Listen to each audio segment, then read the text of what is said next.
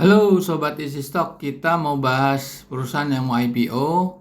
Ini Pentavalent Tbk, ticker code-nya PEVE. Bidang usahanya adalah distributor produk farmasi dan produk konsumsi. Ini perusahaan yang sudah cukup lama dulu, namanya CV. Didirikannya tahun 1968, menjadi PT di 1972.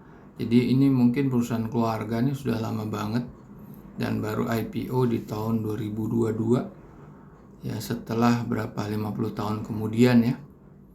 Ini ada di Kebonjeruk, lokasi di Jakarta.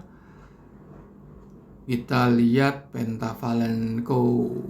apa aja nih di apa?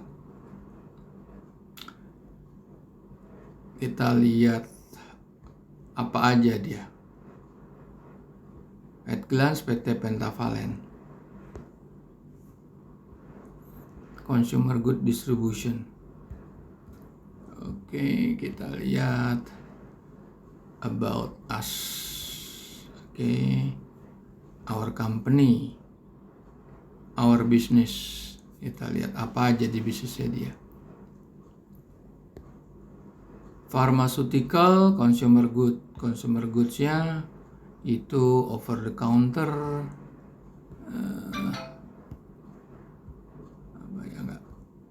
banyak tuh perusahaannya nih, kosmetik, food, ada apa, pampers dan lain sebagainya.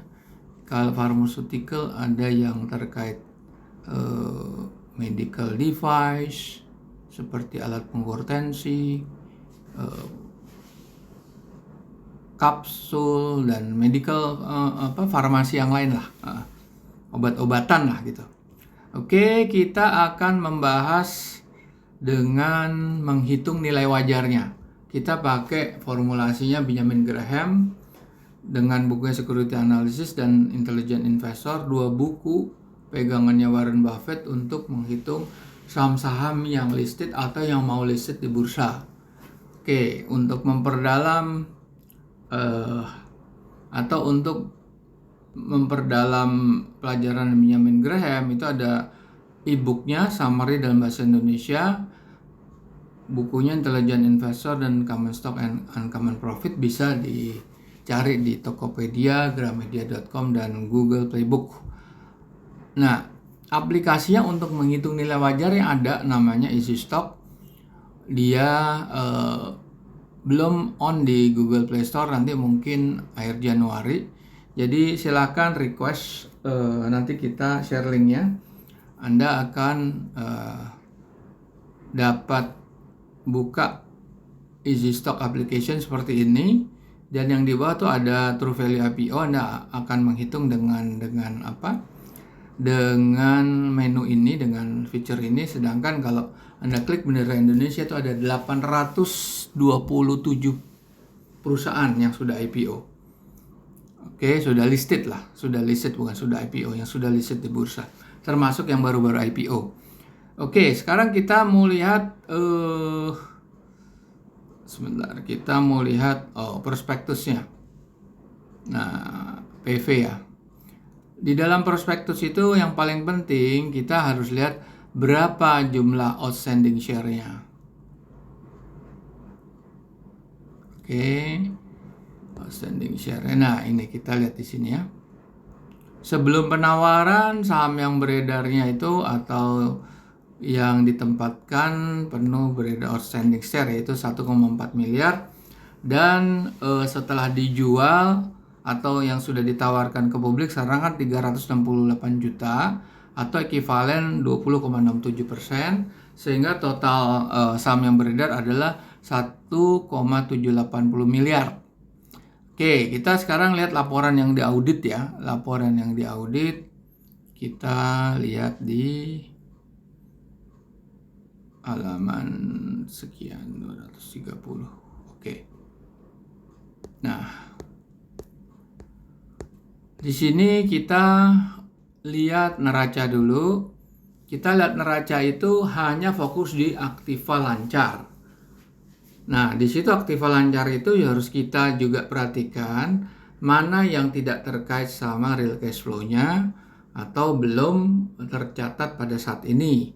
Itu pajak dibayar di muka, uang muka dan biaya dibayar di muka itu harus kita keluarkan dari situ, dan kita akan mendapat net aset lancar atau net current asset. Kita akan bandingkan dengan hutang jangka pendek dan jangka panjang, dan kemudian kita lihat profit and loss. Di profit and loss kita hanya fokus pada laba periode berjalan, yaitu net profit after tax. Nah, dari situ kita tidak cukup untuk bisa menghitung nilai wajar, tapi kita harus cari dulu capital expenditure-nya berapa, depreciation-nya berapa. Nah, di sini dia juga ada nih dividen tunai. Dividennya tuh berapa? Dividennya ada nih, dia bayar dividen sebesar cash dividend 73 miliar. Nah, oke. Nah, di dalam perhitungan nilai wajar kita menghitung dua periode, yaitu periode terakhir, yaitu updated-nya itu adalah semester 1 2022 dan dibandingkan dengan tahun lalu, yaitu full year yang tahun 2021, laporan keuangan akhir tahunnya. Oke, sekarang kita lihat di sini, bisa lihat perolehan aktiva tetap untuk 2022 Q2, betul Q2, ini 31 Juli ya, kita anggaplah Q2 lah mas, Q2 atau semester 1, 584 juta, dan untuk tahun kemarinnya itu adalah 4 miliar, cukup besar tahun kemarinnya. Oke, setelah itu kita lihat detail dari P&L, harus kita lihat lagi sampai ke bawah. Jadi kalau Anda tidak lihat perspektif lempas nggak bisa. Kalau Anda lihat cuma financial statement aja nggak bisa, harus ada catatan auditornya. Kalau nggak, nanti Anda akan banyak misleading atau tertipu lah di situ. Nah, di sini kita lihat penyusutan aset, ada dua nih. Nah, ini kita lihat sama nggak. Kalau memang ini lebih besar, pakai yang ini. Pakai yang di detail ini. Ini ada penyusutan lagi, kita pakai ini. Supaya kita bisa memaksimalkan apakah harga yang ditawarkan itu premium atau under value. Oke, setelah itu kita masuk ke Google Play Store seperti ini. Oke, Anda masuk True Value IPO seperti ini. Nah, kita pakai PV. Nah, kita mau running video aja di sini ya. Kita mau running video, dan itu nanti Anda bisa lihat. Kita lihat PV ya, PV.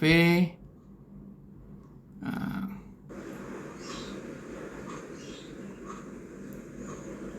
oke, Pentavalent. Jadi Anda isi dulu data-data keuangannya, data-data perusahaan lah.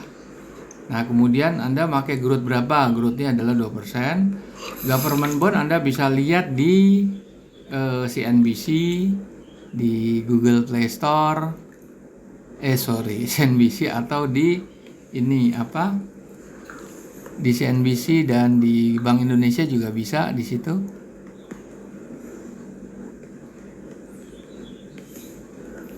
Ini kita lagi menghitung ya. Itu laporan semester 1 2022. Berapa nilainya? Sekarang kalau kita lihat tadi dijualnya, ditawarkan ya harga IPO 150 rupiah. Oke. Kita lihat, kita bisa skip dulu nih, dividen juga ada. Net current asset. Lantas kita lihat. Sorry, kelewat. Current asset. Oke, kita lihat klik berapa. Ternyata harganya masih murah. 150. Itu dengan growth-nya 1% ya. Oke, sekarang kita lihat lagi yang tahun sebelumnya. Tahun sebelumnya adalah dia di full year 2021. Nah, ini sebagai reminder, kalau kita pakai full year itu nggak perlu disetahunkan. Kalau yang tadi semester 1 disetahunkan. Yang harus disetahunkan adalah sisi earningnya, yaitu dari profit and loss dan cash flow, termasuk capital expenditure, depreciation, dan biaya-biaya non-recurring atau pendapatan non-recurring yang biasanya masuk ke non-operasional. Oke, kita lihat aja langsung berapa. Kita lihat, nanti kita buka. Udah, berapa nilainya di sini?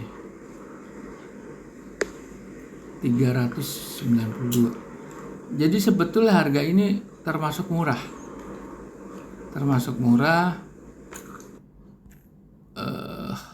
Oke, sip.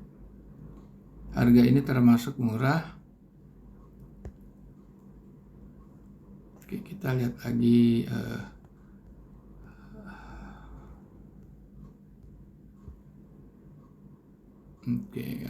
Oke. Jadi kita tadi masuk ke sini ya. Oke, kita masuk ke sini ke Pentavalent.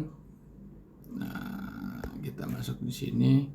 Nah, di sini kita lihat ya. Di sini book buildingnya itu sampai 5 Januari, harganya 150 paling tinggi ya. Padahal valuasinya itu bisa sampai 300. Kalau kita keluarkan dividennya pun, dividen memang besar sekali, dia 73 miliar dia membayar di tahun sebelumnya ya. Nah, kalau kita keluarkan aja nilainya juga masih tinggi. Masih sekitar ya paling rendah ya di bawah 300, tapi nggak sampai di bawah 200. Jadi harga 150 itu murah sebetulnya. Oke, silakan. Jadi gini, sebagai reminder ya, kita juga put disclaimer on ya. Jadi apa yang terjadi nanti pada saat saham itu floating atau di secondary market, itu kita tidak bisa memprediksi apapun apakah saham itu akan naik atau turun. Meskipun kita menyatakan di sini harga 300 itu harga 150 yang ditawarkan tuh murah karena nilai wajarnya 300-an. Apakah dia akan naik? Belum tentu. Karena ini masalah psikologis market, kita nggak akan bisa tebak. Kalau bermain IPO itu tidak ada rumusan karena itu murni psikologis market. Kalau tadi kepemilikannya itu hanya sekitar 20%-an, itu sangat rentan untuk ibaratkan dimainkan. Kalau dia menjualnya sampai 40%, itu mungkin kecil kemungkinannya untuk dimainkan. Dan secara market cap ini juga nggak akan terlalu besar nilainya. Bukan yang perusahaan-perusahaan big cap, tapi perusahaan yang masuk ke small medium cap. Karena secara turnover dia lumayan, bisa sampai 2,3 triliun kan. Oke, kita jumpa lagi di lain video. Terima kasih.